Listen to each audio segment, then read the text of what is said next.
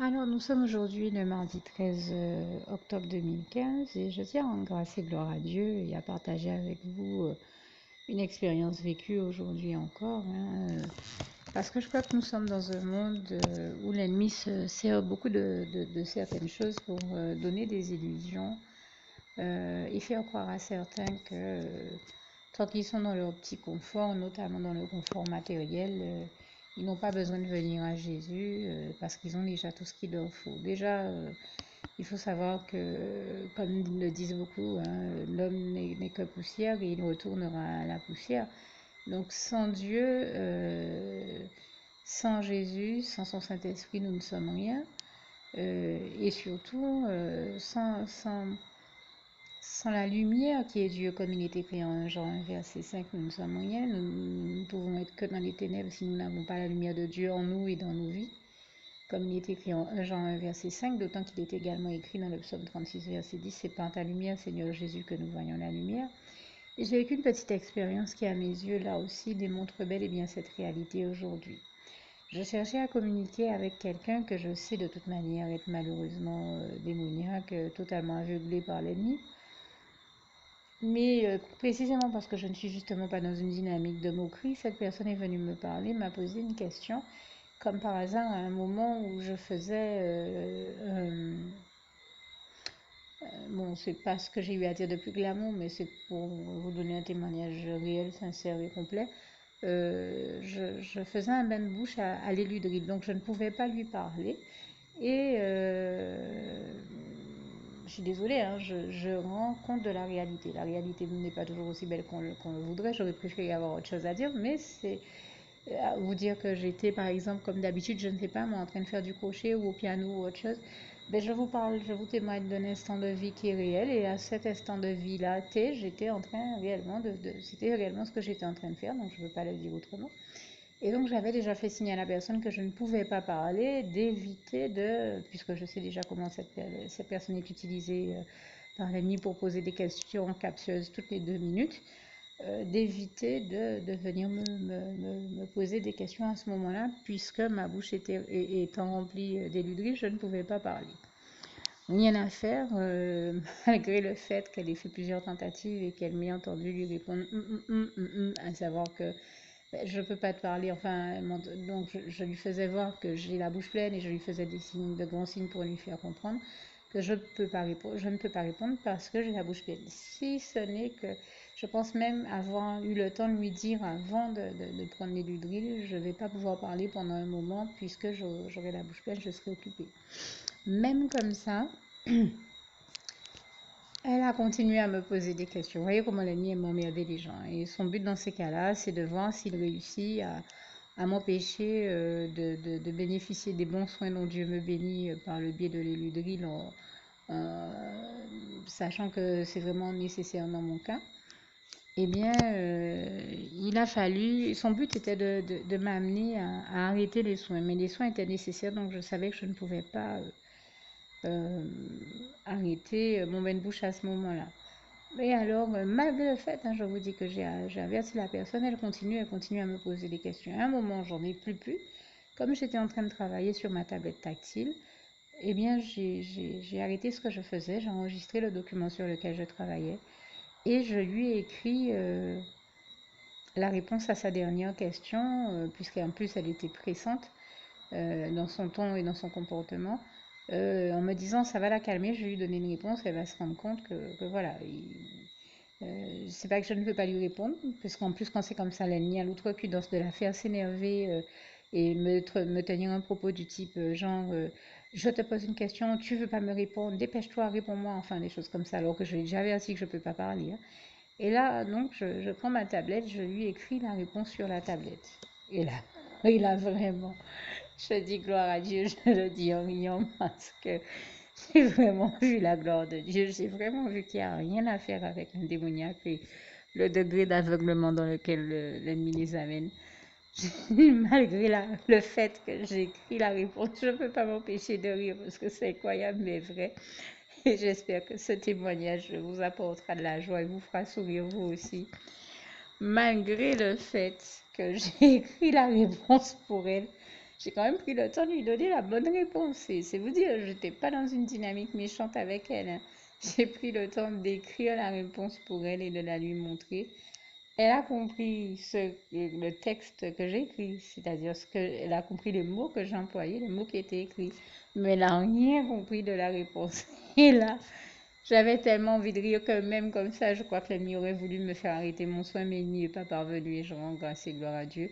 Mais voilà une expérience que je prends le temps de partager avec vous parce que je me dis, voilà encore quelque chose qui nous démontre, et là j'ai vraiment entendu le Seigneur le dire et je lui rends grâce et gloire, que même en proposant aux démoniaques le maximum de choses, malgré le fait que Dieu mette à leur disposition tout ce qu'il faut pour qu'ils s'en sortent, même toutes les avancées en matière de nouvelles technologies, en numérique, les recherches aussi, toutes les avancées médicales et autres, il n'y a rien à faire pour qu'ils entendent et qu'ils voient la lumière et la vérité de Dieu et qu'ils comprennent les bonnes choses. Il n'y a vraiment rien à faire. C'est incroyable mais vrai. C'est-à-dire que je me suis décarcassée. C'est pour dire comment je ne suis pas dans une dynamique méchante et négative et néfaste avec cette personne-là.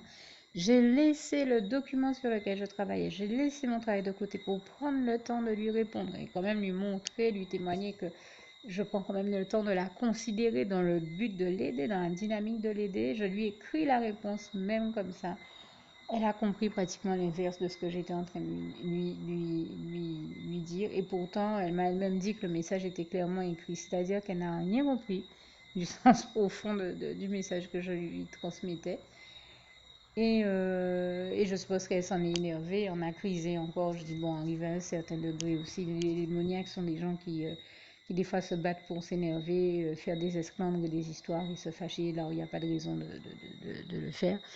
Donc je me suis décidé de ne même pas m'énerver pour ça, ça ne mérite pas qu'on s'y arrête après, hein. Je sais que j'ai fait un réel effort pour l'aider et prendre le temps de lui répondre. Et même comme ça, le résultat était le même. Donc vraiment, là le Seigneur me l'a dit, voilà, même avec les meilleures évolutions possibles, des nouvelles technologies, toutes les bonnes et nouvelles choses qu'on puisse leur proposer, rien à faire. Ce sont des personnes qui sont dans une dynamique totalement démoniaque et on n'arrive même pas à leur faire entendre la vérité et encore moins à leur faire la comprendre. Ça, c'est incroyable. Mais vrai, je me suis dit, mais quand même, Dieu a quand même permis que j'ai entre les mains une tablette, que je réussisse à lui mettre un message, malgré le fait que j'étais déjà en train de travailler, que je laisse mon travail de côté pour la prendre en considération. Et bien même comme ça, elle n'a rien compris. J'ai dit, waouh! Alors là, voilà une expérience de plus, hein, qui m'a démontré, je vous dis, hein, que même avec tout l'outillage qu'on veut, l'appareillage qu'on veut, toute la nouvelle technologie, tous les appareils modernes, toute la modernité qu'on veut, on peut ajouter tout ce qu'on veut quand quelqu'un n'a pas Dieu, Jésus et son Saint-Esprit dans sa vie. Ce qui n'est bien entendu, ce qui bien entendu correspond au cas de la personne que j'avais en face de moi, à savoir pour être claire, elle-même, elle nous a toujours ouvertement, et le Seigneur aussi nous l'a dit, que c'est quelqu'un qui refuse de l'avoir dans sa vie. Elle-même nous a toujours dit qu'elle refuse et qu'elle continuera toujours à le faire. Et bien entendu, eh bien, c'est visible aussi dans sa manière d'entendre et de comprendre les choses. C'est-à-dire que les trois quarts du temps, je ne sais pas comment elle se débrouille, hein.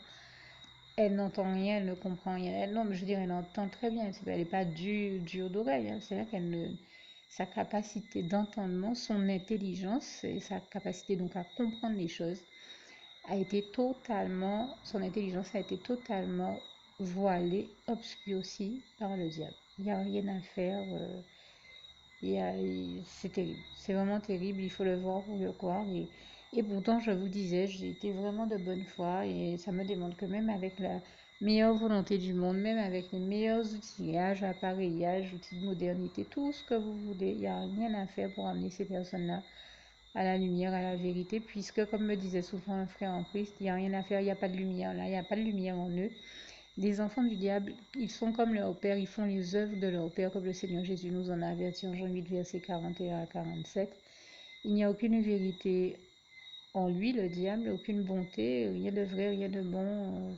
Il ne se tient point dans la vérité, mais dans la cruauté, donc encore moins dans la lumière, il se tient dans les ténèbres, nous le savons très bien, et bien séparé pour ses enfants. rien de bon, rien de vrai en eux, il n'y a rien eu à faire pour lui faire voir la lumière et la vérité dans cette situation-là. Et c'est une personne avec qui je ne suis pas à mon coup d'essai et je connais d'autres de ses intercesseurs qui me disent, écoute, ça fait plus de 30 ans qu'on prie et qu'on se bat pour elle, mais Dieu nous a toujours avertis, nous tous comme il l'a fait pour moi-même, qu'il n'y a rien à faire avec cette personne-là. Et c'est une personne pour qui les gens se sont déjà beaucoup battus parce que, euh, je parle des intercesseurs, hein, parce que bon, c'est quelqu'un qui, en apparence, est gentil et ceci et cela extérieurement, mais y a rien eu à faire. On a vraiment tout essayé. Et je donne ici un témoignage. Ce n'est pas la première fois hein, que je parle de cette personne. Parce que voilà, c'est quelqu'un on est beaucoup à avoir pensé qu'il y aurait eu quelque chose à faire pour la ramener au Seigneur. Le Seigneur lui-même nous a averti il allait en être ainsi. Et jusqu'au jour d'aujourd'hui, eh bien, c'est pareil. Et ça fait des années qu'on voit que ça continue et que ça va de mal en pire. Hein. On espérait qu'il y aurait une amélioration. Il n'y a rien eu à faire. Hein. Je me rappelle de personnes parmi ces intercesseurs qui disaient comment, euh, quand elle l'invitait à l'église, eh bien, elle voyait cette personne-là prendre des prétextes pour choisir d'aller en boîte de nuit plutôt que de venir à l'église de Christ. Eh bien, à l'arrivée, ça ne porte pas les mêmes fruits que quelqu'un qui reste fidèle à Christ et qui comprend la dimension du bonheur et du très grand honneur que Dieu lui fait en l'invitant dans une église de Christ et qui obéit à Dieu. Hein. Quand on obéit à Dieu, on envoie les bénédictions, mais quand on désobéit à Dieu aussi, je vous assure, hein, les malédictions sont évidentes et c'est quelqu'un elle-même qui vous dit qu'elle sent bien qu'elle est maudite et qu'elle est dans la malédiction. Donc, et sa vie le démontre et je vous assure que je rends grâce et gloire à Dieu, que je remercie et dont je peux témoigner encore ici haut et fort que tout ce qu'il nous avait dit concernant cette personne, nous l'avons vu et ça s'est accompli. Hein. Vraiment, toute la gloire revient à Dieu, à Jésus, à son Saint-Esprit et heureusement que le Seigneur nous avait avertis la concernant. Vraiment, et aujourd'hui, ce que j'ai vécu encore aujourd'hui avec elle a été très éloquent. Il m'a démontré comment beaucoup d'entre nous avons pensé qu'avec les nouvelles technologies, on allait pouvoir mieux faire passer certains messages enfin nous l'espérions en tout cas du fond du cœur à certaines personnes, mais ça ne change rien parce que le fond du problème c'est qu'ils n'ont pas la lumière en eux et Dieu est lumière, s'ils n'ont pas Dieu en eux, ils n'ont aucune lumière comme dit un frère et aucune capacité d'entendement et de compréhension de ce qu'ils ont à entendre et à comprendre de la vie, eh ben, ça ne peut pas marcher. C'est là qu'il est le problème et pas ailleurs. Et c'est pas un problème de modernité, c'est pas une question de modernité ou d'autre chose. Et c'est bien malheureux pour ces personnes-là. Enfin, grâce et gloire sont rendues à Dieu qui, par contre, vit en nous. Et là où sans Dieu, Jésus-Christ et son Saint-Esprit, nous ne sommes rien, avec Dieu, nous ferons des exploits, comme il est écrit dans le psaume 60 ou 108, versets 13 à 14. Et je rends grâce et gloire à Dieu, à Jésus, à son Saint-Esprit, à l'Éternel, notre merveilleux Dieu d'amour, qui, comme il est écrit en 1 Jean 4, verset 4, est celui qui vit en nous. Et donc, comme il est écrit dans ce passage, celui qui vit en nous, Dieu, est plus grand que celui qui est dans le monde, l'ennemi qui est vaincu, qui est déchu, et toute la gloire en revient à Dieu, à Jésus, à son Saint-Esprit, l'Éternel vainqueur sur le diable, que je tenais à remercier, à glorifier pour cette expérience éloquente que j'ai vécue encore aujourd'hui. Que toute la gloire t'en revienne éternelle, mon Dieu. Et j'en ai partagé ici l'anecdote dans l'espoir que ça puisse aider ou encourager certaines personnes à se rendre compte de certaines réalités et puis à ne surtout pas aussi se laisser aveugler par l'ennemi et à ne surtout pas le laisser briser nos cœurs avec le cas de certaines personnes autour de nous que des fois, pour qui des fois que nous aimons tellement, à qui nous souhaitons vraiment le meilleur et dont nous nous rendons bien compte qu'il n'y a rien à faire parce que ces personnes-là ont le courage et le cœur endurci et que ces personnes-là ne veulent pas revenir à Dieu. Je veux le témoigner ici. Si beaucoup entendent l'appel de Dieu, se tournent vers lui et nous le constatons avec beaucoup de bonheur, malheureusement, le Seigneur nous a déjà averti que beaucoup seront sauvés, mais que tous ne peuvent pas l'être et que par la force des choses, il y a aussi ce type de cas de figure. Et donc que l'ennemi n'aveugle aucun de mes frères et sœurs en Christ ici avec qui j'ai voulu partager ce témoignage pour les aider à comprendre qu'il y a vraiment des cas où certaines personnes étant vraiment résolus à se détourner de Dieu, malheureusement sont en train de laisser l'ennemi agir et vivre en eux, en péchant leur propre salvation, leur propre salut. Résultat, ça donne ces résultats-là.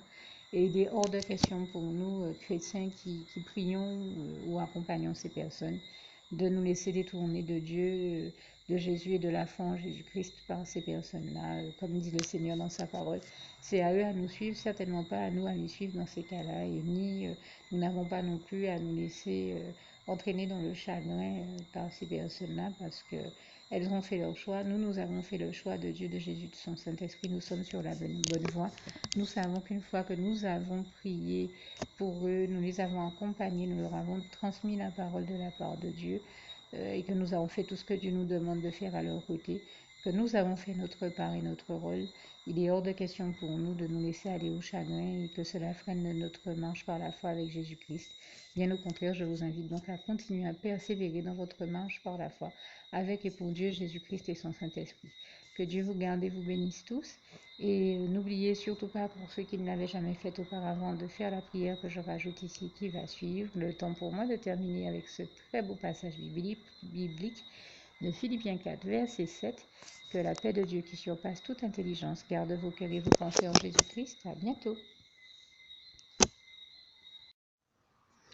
Alors pour toutes celles et ceux qui ne l'auraient jamais encore fait auparavant, je partage avec vous ici la prière par le biais de laquelle le Seigneur Jésus m'a sauvé la vie et vous invite tout simplement à lui ouvrir vos cœurs, à être sincère avec lui dans ce que l'on va dire ici, puisque si Dieu me met à cœur de partager avec vous cette prière, tout comme il le fait toujours avec chacun de nous, c'est tout simplement parce que Dieu nous a sauvé la vie, m'a sauvé la vie et nous a sauvé la vie à tous, tous ceux qui partageons avec les autres cette prière, et que nous l'avons vu nous faire tellement de bien, nous donner tellement d'amour, nous combler de bonheur dans les bras d'amour de Jésus, et bien que nous souhaitons au maximum de personnes d'aller aussi au paradis et de connaître le bonheur des bras d'amour de Jésus ainsi que d'être sauvés par lui.